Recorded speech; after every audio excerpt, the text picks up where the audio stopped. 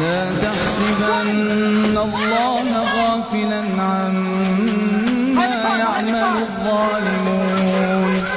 إنما يؤخرهم ليوم تشخص فيه الأبصار مهطعين مقنعي رؤوسهم لا يرتد إليهم طرفهم وأفئدتهم هواء ولا تحسبن الله غافلا عما يعمل الظالمون إنما يؤخرهم ليوم تشخص فيه الأبصار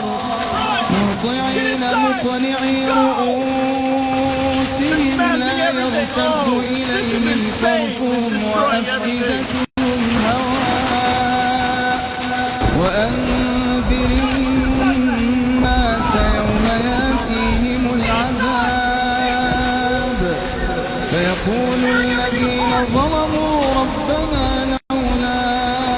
أخرتنا فيقول الذين ظلموا ربنا أخرنا إلى أجل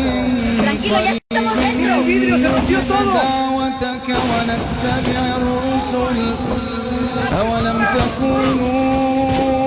أقسمتم من قبل ما لكم